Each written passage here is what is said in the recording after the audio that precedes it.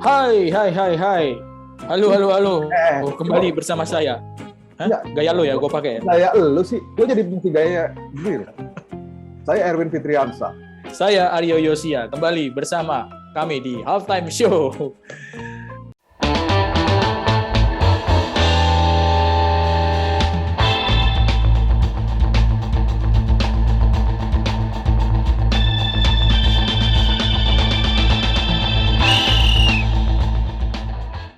Ini langsung to the point aja nih. Udah mau Tunjuk. Yoi, langsung tunjuk poin ya. tunjuk dan langsung kita ngomongin. Kita jangan tunjuk poin, tapi kan kita harus kasih tahu dulu kita mau ngomongin apa. Ngomongin timnas. Timnas lah. Main di mana? Main di SEA Games. Babak apa? Masuk ke semifinal. Lawannya apa? Kayak ngajarin anak magang lu. Ya. Intinya nih ini pelaga genting nih. Lawan Thailand. Lawan Thailand. Ya. Gua di luar prediksi gua sih. Gua tadinya jujur aja berhitung bahwa kita akan ketemu Malaysia ya, karena sempat superior kan, Thailand juga kalah sama Malaysia 2-1 gitu kan. Tapi di penghujung gitu kan, Kamboja ternyata kasih perlawanan sengit. Ya walaupun juga Thailand di pertandingan terakhir juga menang 1-0 lawan Laos, tapi yang perlu diingat kan pertandingan itu pun Thailand nurunin mayoritas skuad nomor 2-nya gitu kan. Dia simpan tenaga karena jadwal padat. Makanya gue bilang ini partai maha dahsyat nih. Dari awal gue berpikir bahwa SEA Games ini dua lawan yang memang menjadi momok adalah Vietnam dan Thailand. Dan sekarang udah ketemu Thailand gitu loh. Ya kita nggak bisa santai sih. Menurut gue nggak bisa santai seperti kalau Malaysia kan seperti lo bilang di episode sebelumnya, banyak drama-drama lain yang kadang-kadang nguntungin kita juga. Di sana juga panasan orangnya kan, artinya ke bawah gampang terang. Kalau Thailand ini kan flat semua bro, dia udah terbiasa ngalahin Indonesia, gitu loh. Gue agak-agak nih. Tapi menurut lo bagaimana bro? Kita punya kans nggak sih sebenarnya menembus final kalau ngelihat permainan timnas kemarin di partai penyisian dan kemudian lihat komposisi timnya Thailand seperti sekarang? Ya, yang harus diingat adalah pemain-pemain Indonesia yang sekarang ini kan sebagian besar, memang nggak semua, tapi sebagian besar itu punya pengalaman main di Piala AFF gitu. Itu satu keuntungan. Dari selesai Piala AFF kan kita juga sudah banyak orang ya, termasuk kita yang udah ngobrol, yang udah prediksi bahwa ini tim yang sangat menjanjikan ketika tampil di SEA Games gitu. Karena usianya memang masih masuk ya, masih sebagian besar masih masuk di U23, ditambah beberapa pemain senior ya, ada Mark Klok ya, ada Fahrudin gitu. Nah, kalau misalnya memang sekarang masuk ke semifinal dan lawannya Thailand, menang lawan Thailand itu bukan hal yang mustahil, maksudnya Kenapa tuh menurut lu nggak mustahil? Ya, di masa lalu kan ya harus diakui bukannya nggak nasionalis, tapi kan sering kita waduh ketemu Thailand nih, paling kalah lagi gitu. Kalau bahasa Jawa bilang kalah au. Ya, udah kalah duluan gitu, maksudnya udah kalah sebelum bertanding gitu. Ya memang nggak enak, tapi itu faktanya seperti itu. Gitu. Dan akhirnya kalah beneran. Gitu. Tapi kalau yang tim sekarang ini sebenarnya itu tadi bahwa udah pengalaman masuk di Piala main di Piala AFF ya kan. Terus pemain-pemainnya itu yang paling membedakan itu adalah ketika pemain-pemain yang main di luar negeri gabung dalam tim dan akhirnya menjadi pemain yang penting, itu kan yang sesuatu yang nggak mudah untuk didapatkan di tim-tim Indonesia yang main di SEA Games di masa lalu gitu. Ya. Jadi kehadiran Egy, kehadiran Witan gitu ya, ada Asnawi. Dan Sadil Ramdhani bisa main loh, kemungkinan besar loh semifinal. Ya, Sadil Ramdhani atau si Elkan Bagot gitu ya, misalnya kita berandai-andai. Itu sangat penting dan itu yang nggak ditemuin di tim-tim SEA Games sebelumnya. Dan itu yang menjadi modal yang bagus buat tim Indonesia. 2 tahun lalu ketika SEA Games 2019 kan Indonesia juga menang di fase grup lawan Thailand 1-0 ya. 2-0. Apa? 2-0 ya. 2-0. Ya, artinya modal itu yang harusnya bisa dimanfaatkan oleh tim Indonesia gitu ya. Oke, kita pernah kalah 3-0 lawan Vietnam di pertandingan pertama, tapi kan waktu itu tim Indonesia juga belum diperkuat oleh pemain-pemain yang main di luar negeri secara penuh gitu ya. Egy juga belum main gitu ya. Artinya belum tampil secara full tim Indonesia di pertandingan pertama. Lawan tuan rumah lagi, langsung lawan tuan rumah. Itu pertandingan yang nggak mudah gitu. Jadi peluang pasti ada dan cukup besar peluang kita untuk bisa menang lawan Thailand dan masuk ke babak final. Kalau gue foto perbedaan ya malah ya. Ya, gue mungkin kaum pesimistis gitu kan. Karena ya selain kita tahu sendiri lah, Thailand kan pengoleksi gelar terbanyak SEA Games juga kan, rajanya medali emas lah di SEA Games. Gua ngeliat sih sebenarnya juga walaupun kita menang 0-2, tapi jejak kita tuh sejak tahun 2011 juga nggak bisa dibilang bagus sih kalau ketemu Thailand gitu kan. Ya gue yang ngerasain sendiri ya ketika 2013. Kita di penyisian tuh kalah 1-4. Waktu itu Rahmat Darmawan pelatihnya. Ketemu lagi di final 0-1 juga kalah. Gitu kan. Yang paling menyedihkan 2 tahun kemudian waktu itu kan tim dengan komposisi hampir sama waktu itu kan. Cuma beda pelatihnya, asisten jadi pelatih utama kan si Aji Santoso. Aji Santoso. Kita kalah 5-0. Gitu kan. Dan ya menurut gua ini PR sih. PR tuh ya itu lebih ke problematik mental sih, karena kita biasa kalahan sama Thailand kan. Thailand ya kita ngomongin perbandingan skuad ini, pelatihnya kan sama nih. Ini kan kayak ulangan finalnya Piala AFF akhir tahun lalu kan.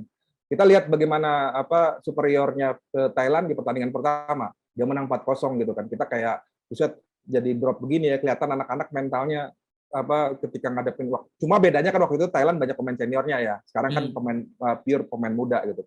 Dan di pertandingan kedua kan baru kita bisa nyamain gap lah 2-2 ya waktu itu kan. Kita kan berharap final pertama harusnya gitu. Tapi entah kenapa ya kalau ngadepin Thailand ini memang menurut gua agak-agak PR sih, terutama dari sisi mental karena merubah stigma bahwa kita tuh di bawah Thailand,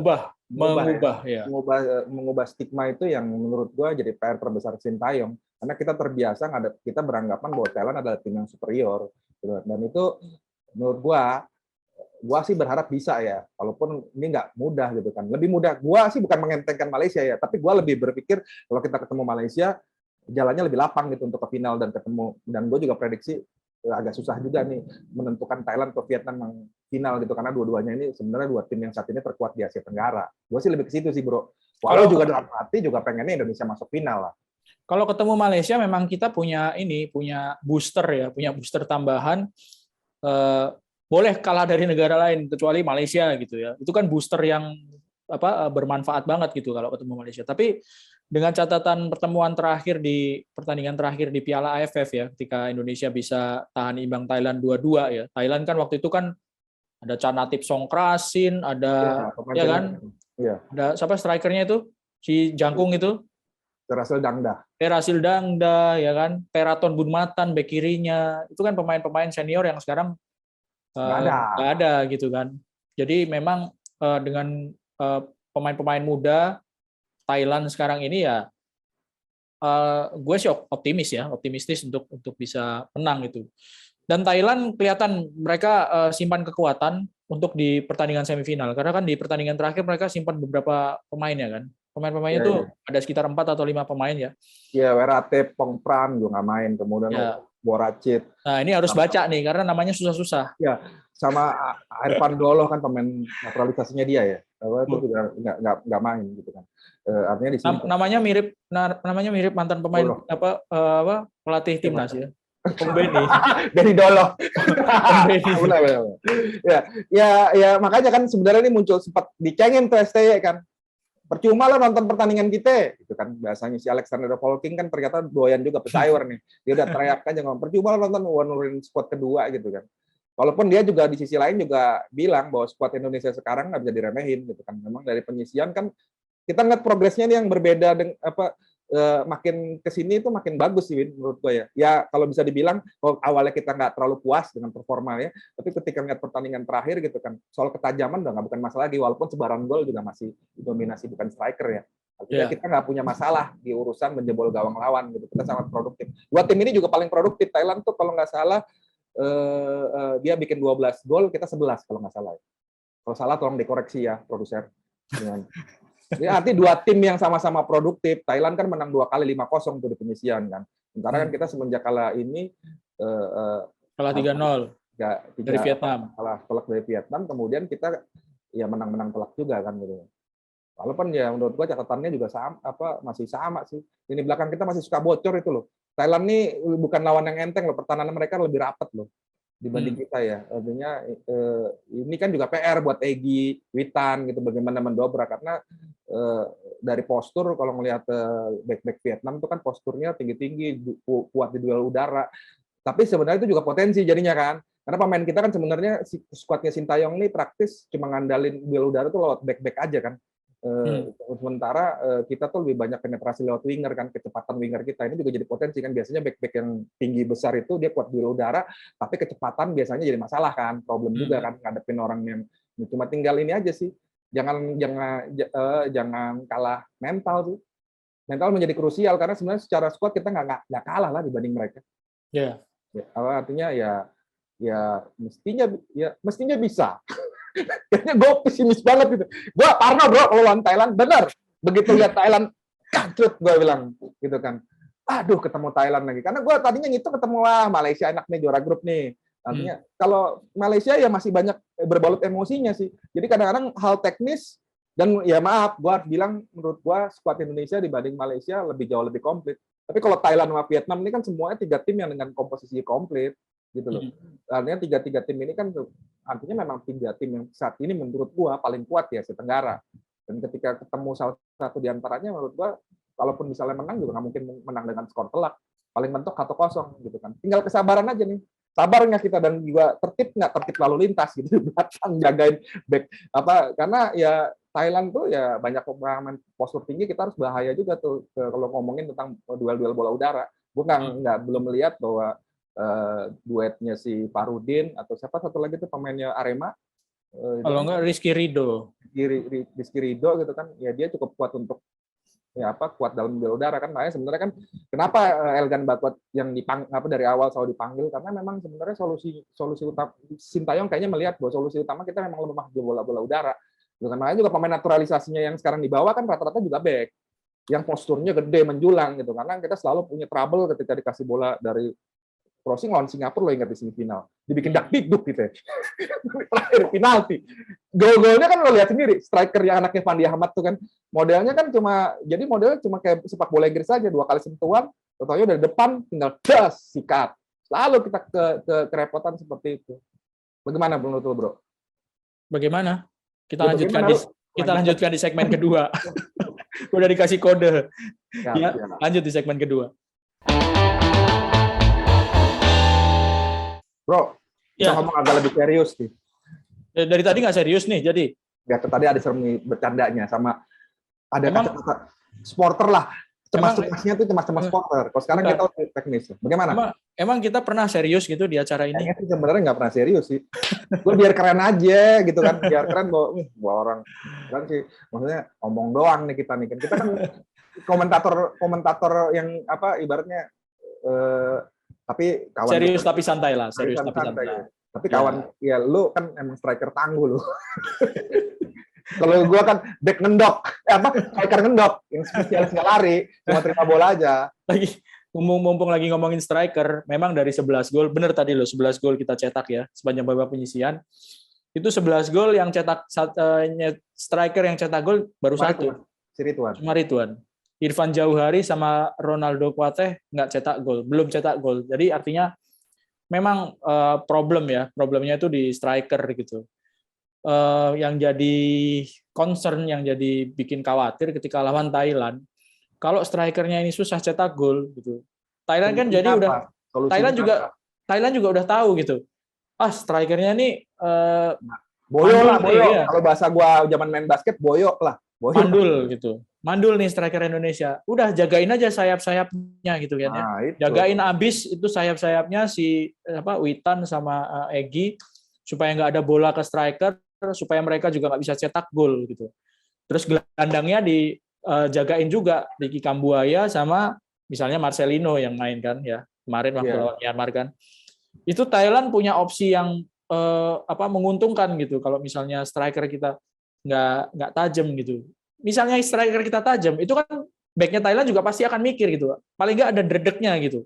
Tapi kalau strikernya dari 4 pertandingan apa 5 pertandingan kemarin? 4 pertandingan itu, 4 pertandingan dari 11 gol cuma cetak 1. Itu kan backnya udah, ya kalau kita main bola itu kan pasti backnya juga agak-agak anteng gitu. Dan Ridwan pun sampai cetak gol nggak lantas kemudian dipercaya Sintayong menggantikan Irfan Jauhari kan.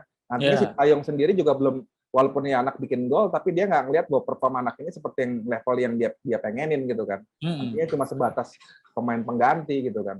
Nah ini yang memang benar kata lo. Ini akan agak dan Thailand tuh raja tega loh bro. Ya gue bilang kan untuk bisa juara tuh harus raja tega. mereka tuh mereka ya gue bilang dari dibanding Indonesia, pemahaman taktik pemain tuh satu level dari atas kita lah. Artinya mereka tuh ketika diinstruksikan pelatih tuh udah nggak ada PR-nya gitu kan. Kalau lo main begini gitu kan. Nah kalau kita kan masih kadang-kadang masih ada improvisasinya yang kadang-kadang nggak penting juga buat timnya gitu kan. Ya artinya pemahaman itu kita harus akuin kita masih di bawah mereka lah. Dan itu kan juga dibuktikan dengan banyaknya gelar juara mereka dapat gitu kan. Ya gue khawatir seperti yang lo bilang tadi. Kan selama ini poros Egy dan Witan Sulaiman jadi ini kan jadi poros lini serang kita. Nah ini ketika mereka dimatikan kan nggak, solusinya apa? Karena menurut gue nih dibanding Piala AFF kita nggak punya banyak opsi loh. Karena gue pernah ngomong sebelumnya, ini squad cuma 20 pemain. Gitu. Kalau dulu lo pusing ada si Rumakik, kalau pusing lagi ada siapa lagi gitu kan, nutup lubangnya tuh banyak. Sekarang tuh kan opsinya nggak terlalu banyak. Ya kalau misalnya gue ini nggak perform kan Ronaldo main, ya kan. Kemudian Sadil Ramdhani gitu kan main gitu kan. Ya cuma itu aja mentok di sana. Udah kalau udah 4 orang ini main, udah itu doang. Kalau misalnya Sadil juga dimatikan atau si Ronaldo juga dimatikan, ya menurut gue akan jadi problem. Dan itu mestinya sih udah dicermatin sama Sintayong ya. Artinya kalau kitanya cerdik gitu kan, ya artinya ketika kita dua winger kita dimatikan, lini tengah kita sih bisa jadi pemain yang merusak memecah kebuntuan gitu kan. Kita berharap banget Mark Klok kembali menemukan performa terbaiknya karena Mark Klok ini kan gelandang yang sebenarnya produktif, bro. Cuma nggak kelihatan gitu loh di sepanjang si game ini gitu kan. Ya kemudian juga si Marcelino sama Ricky Kambuaya sebetulnya yang kalau itu dari tengah ya, bukan dari sayap ya. Iya, dua pemain ini kan juga tipikal yang rajin bikin gol gitu ya. Si Marcelino udah bikin 2 gol walaupun 1 penalti ya. Dan menurut gue memang kuncinya adalah bagaimana kalau misalnya dimatikan winger kita ya, lo punya gelandang-gelandang yang siap jadi pemecah kebuntuan. Itu ngomong-ngomong siapa di belakang lo tuh? Ya, pemain junior ikut ngeceng pemain junior. Jangan dia mata-mata Thailand, bro. Mata Thailand. Bajunya biru lagi. Itu biru pemain Thailand. Bukannya kayak gelandangnya jangan dibilang apa sih Messi-nya Thailand dengan rambut lebih cepat aja. Canatip Songkrasin. Canatip. Ya maksud gua itu sih. Kalau gue inget, kalau gini gue mau agak flashback ke 2017 tuh, waktu zamannya si Luis Mia. Dulu kan sebenarnya juga kita punya problem di striker ya. Cuma kita tuh punya solusi dari pemain yang di lini kedua kan, kita masih ingat si Septian David juga kan jadi pemain yang bisa cetak gol lumayan banyak gitu kan. Atau kemudian Evan Dimas ya waktu itu kan dia. Ya, gue sih berharap banyak sama Mark Klok karena Mark Klok ini sebenarnya kan pemain yang produktif, bola matinya bagus, umpan-umpan terukur juga bagus gitu. Ini omongan diulangin lagi dong. Beberapa menit yang lalu lu ngomong berharap ada Mark. Gue ngarep karena memang pilihan nggak banyak, bro. Pilihan nggak banyak. Ya artinya kembali ke ini kan, gue berharap ada Septian David di tubuh timnas sekarang gitu kan. Ya artinya ya gue ngeliat potensi terbaik di gelandang itu ada di Mark Klok dan belum menunjukkan performa yang terbaik gitu kan. Produktivitasnya belum kelihatan. Gue berharap sih ya banyak ini sih. Cuma memang selain lini depan akan ini juga lo harus hati-hati. Tadi gue bilang Thailand ini bola-bola ininya ngeri loh. Bola-bola apa? Ya bola-bola buat apa? Bola-bola dia crossing. Itu ngeri loh. Dan modelnya kan mereka tuh selalu punya penyerang-penyerang yang siap makan umpan itu gitu loh. Yang memang posturnya kan kalau killer ya. Strikernya killer gitu kan. Dan ini menurut gua PR banget sih buat Fahrudin sama si duetnya gitu kan. Kan kalau Fahrudin kan jadi back utama lah ya karena dia kapten juga di SEA Games. Nah, satu hal yang Thailand punya adalah keuntungan ketika mereka bisa rotasi pemain di pertandingan terakhir. Ya kan? Kita nggak bisa. Enggak, karena kita berada dalam posisi yang duel hidup mati lawan Myanmar. Nah, Thailand ini 4-5 pemain dan dalam situasi pertandingan di SEA Games yang jadwalnya ketat ya, ini sangat-sangat berarti ini bisa rotasi pemain sampai 4 atau 5 itu benar-benar sebuah keuntungan yang bisa membuat Thailand tuh punya keunggulan yang cukup signifikan dibandingkan Indonesia gitu. Tapi emang ini ada cerita lucu nih. Menjelang semifinal lu bisa-bisanya lo pelatih Vietnam itu mancing. Mancing di danau, gue ketawa. Ya artinya memang ya benar situasi yang dimiliki Vietnam tuh kan ibaratnya kan setengah kaki ketika menang lawan Indonesia untuk ke semifinal gitu kan. Dia agak lebih rileks. Di awal-awal tuh cerewet dilihatin Indonesia main macam. Ternyata udah mancing dia. pelatih Thailand juga artinya dia udah gue udah pasti lolos, tinggal menentukan gue runner up atau enggak ini di pertandingan lawan Laos, dia rotasi. Sementara kita butuh poin kan terakhir itu kan, sampai akhirnya pertandingan terakhir pun kita all out gitu kan. Ini sih memang PR juga karena jadwalnya kan cuma beda 4 hari ya, main dari hari Minggu kemudian 4 hari kemudian bertanding lagi. Itu kan membuktikan bahwa Thailand sama Vietnam ini punya ketenangan karena mereka udah hampir pasti lolos ke semifinal waktu pertandingan terakhir belum dimainkan gitu kan ya. Sampai pelatihnya Vietnam bisa mancing itu kan itu kan yang gue denger kan, Sintayong tuh kalau di Piala AFF kan adalah full latihan. Gue tuh juga berharap tuh karena faktor psikologis juga penting gitu kan. Bagaimana teman-teman adik-adik kita di timnas itu bisa artinya menghadapi laga ini dengan rileks. Karena kalau tegang percuma, karena jadi makanan lah. Thailand senang kalau ngadepin tim yang tegang gitu kan. Pemain yang harus main happy gitu kan. Nah, gua sih kemarin agak di luar mancing itu, gua juga ngeliat tuh habis kita menang pertandingan terakhir tuh kan pemain mulai berenang bareng, mulai bercanda-candanya. Gua berharap itu kayak gitu berlanjut sih. Bisa rileks ya. Bisa rileks karena nggak mudah loh bro, pelatih Korea gue tau lah karakternya keras kan gitu kan. Ya kalau si Park aja bisa mancing, harusnya Sintayong bisa rileks lah gitu. Karena Piala AFF tuh menurut gue gini sih, salah satu Piala AFF nggak, gue balik maksudnya ini kenapa situasinya gitu kan. Gue diceritain di dalam tuh kan latihan terus, nggak ada off latihan. Menurut gue tuh pelatih pertama yang kayak gitu kan. Alfred Riedel aja kalau habis menang dikasih libur sehari gitu kan buat pemain. Kalau ini nggak ada gitu kan. Gue tuh juga ngelihat bahwa ketika di final, kenapa pertandingan pertama kita seperti udah tiba-tiba ini, karena menurut gue kayak hilang gitu ya. Itu kan kayak hilang, karena lu lihat pertandingan kedua, kenapa kemarin nggak bisa begini gitu kan, kita masih mikir gitu. Mainnya bagus loh bro. Pertandingan kedua tuh bagaimana kita ngadepin Thailand tuh menurut gue, walaupun akhirnya draw ya, itu menurut gue memuaskan permainan timnas. Itu permainan timnas yang sesungguhnya. Tapi pertandingan pertama kelihatan mereka tegang. Nah, gue berharap ketegangan itu tidak terbawa di semifinal ini, karena mesti rileks. Cuman kan gini, ketika pertandingan kedua kita bisa main rileks, 2-2 kita tahan Thailandnya juga udah mikir, gue udah menang 4-0 di pertandingan pertama gitu kan. Iya kan, pasti ada backgroundnya. Bebannya udah hilang. Ada background kenapa Thailand bisa serileks itu di pertandingan kedua sehingga kita bisa manfaatin. Nah ini kan skornya 0-0 gitu. Bagaimana sebuah tim yang bisa langsung nguasain permainan, main tenang itu ini kuncinya di situ, dimana supaya nggak kecolongan di menit-menit awal kan, seperti di Piala AFF kan juga kecolongannya menit-menit awal. Udah gitu habis kecolongan 1 gol keduanya cepet lagi kan.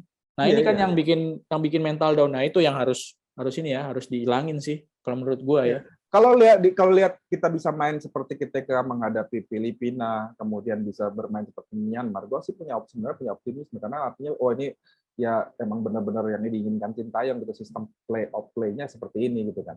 Cuma kan kadang-kadang ya itu udah disusun capek-capek, makanya gue bilang Thailand dan Vietnam tingkat lebih di atas soal pemahaman taktik. Kita udah disusun capek-capek, kadang-kadang ketika udah stres, udah tegang sendiri, kemudian hilang buyar itu. Berantakan ya, mainnya jadi berantakan. Kalau Thailand, lu perhatiin aja, Thailand Vietnam. Soal disiplin taktik gitu ya, dia tuh udah lebih baik, better dibanding kita. Jadi apapun situasinya kita bisa ngeliat muka-muka. Nggak ada pemain Thailand mukanya tegang bro ngadepin partai-partai genting satu karena mereka udah sering kali ya masuk final, udah sering juara gitu. Kan nggak ada gitu kan mukanya. Kalau kita kan ada nunduk gitu kan. Ya masih pertama kali baru masuk final waktu di Piala AFF atau sekarang gitu kan baru pertama kali masuk semifinal. Maksud gua udah main relax aja. Karena kalau kita relax, gua sih bilang kita punya potensi buat menang, walaupun nggak mungkin dengan skor telak kalau gue lihat. Menang 1-0 atau perpanjangan waktu kalau feeling gue. Yang paling kesel itu kalau misalnya udah gini, misalnya udah ketinggalan, kita butuh gol, maunya shortcut terus. Bola panjang, bola atas lagi. Padahal striker kita kecil-kecil gitu, pemain depan kita kecil-kecil. Nggak mengeksploitasi kelebihan dari tim kita gitu, malah ngasih makanan ke lawan menghadapi bola kayak gitu bro, menghadapi Myanmar, menghadapi Laos atau tim-tim yang kayak model kayak gitu, mereka jadi makanan kita karena secara poster di bawah kita. Lu ngadepin Thailand main bola kayak gitu, dia tinggal babak. Lawan Singapura kan kejadian kayak gitu juga kan, udah mulai tapi memang ini juga menjadi catatan nih, karena ini stylenya Sintayong kan counternya kuat banget kan, kecepatan gitu kan, jadi dia main cuma simple gitu kan, gelandang nggak pegang lawan bola langsung dioper ke depan gitu kan. Cuma yang harus lihat situasi juga gitu kan, kalau lo ngadepin benteng segede gaban gitu tinggi gitu kan juga sia-sia juga. kecil bro, Witan juga hitungannya kecil gitu kan. Malah Ya. siapa gelandangnya mantan masih Persebaya tuh si Marcelino justru yang agak tinggi kan, walaupun kurus ya. Gitu kan dia punya postur lebih lumayan tinggi gitu kan. Yang lainnya sisanya kan kecil-kecil semua. Bahaya juga gitu loh. Ya, kalau misalnya kita bisa nguasain paling nggak di babak pertama itu nggak, kalaupun kebobolan tuh jangan kebobolan cepet gitu loh. Kalau kebobolan cepat tuh bro, sering banget. Iya, kalau udah kebobolan cepet itu aduh, kita yang nonton kan juga aduh kebobolan cepet lagi, lawannya Thailand lagi. Ini yang bikin dredeg, bikin down duluan kan gitu.